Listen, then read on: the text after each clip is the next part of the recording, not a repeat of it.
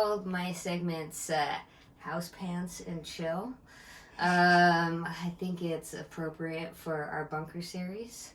So today we're going to make bone broth. We're going to make this super gelatinous, super healthy stock, more than stock, bone broth, which is going to cook for at least 12 hours, but if you can get it to cook for 24, that would be the best. So how we start is,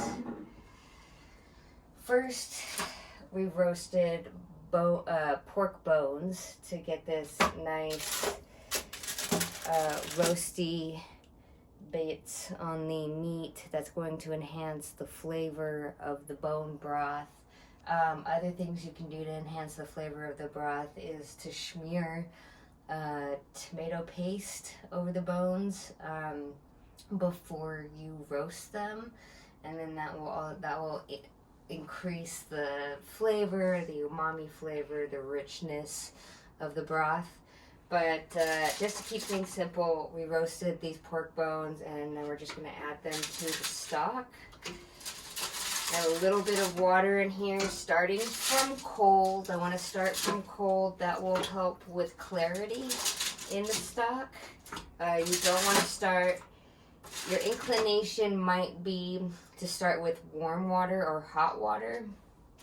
That just, I mean, you can do that, but it will cloud your stock.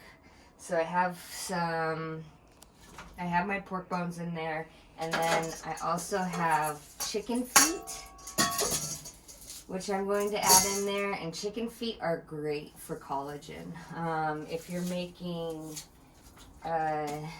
soup dumpling broth, you would want to make it with chicken feet, because you really want that very collagen-y, to help with the collagen of the stock. And then I'm going to add just a little bit of mirepoix in here, because this is my own personal bone broth. I'm going to add rosemary to it. That's just for flavor. Normally in any stocks or bone broths, you would just want to use parsley, thyme, a little bit of black peppercorn as a bouquet garni or a sachet.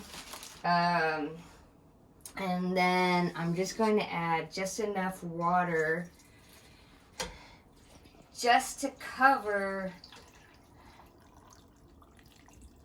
Turn that up, turn that on, bring it to a boil, and then turn it down to a simmer, and I'm going to let that go for at least 12 hours, adding water as the day goes on to just make sure that everything is just covered with water.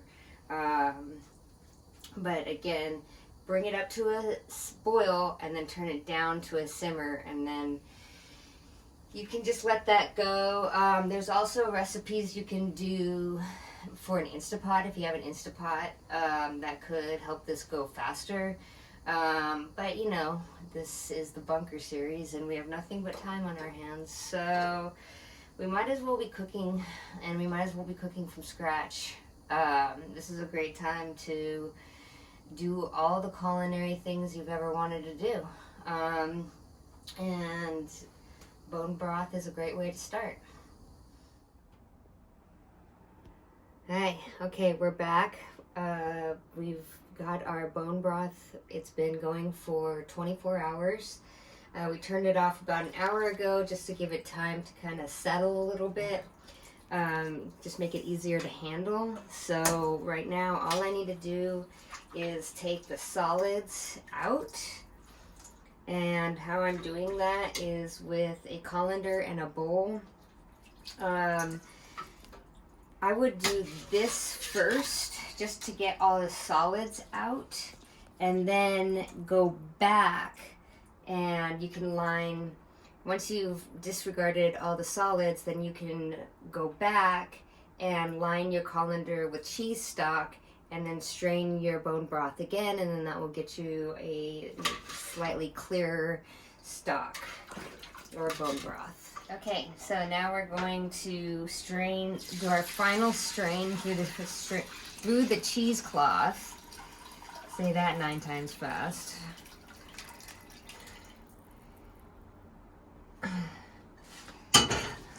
Just grab a wooden spoon and then just give it a little tap, and then that will help. Everything will help. It'll help get everything out, as you can see.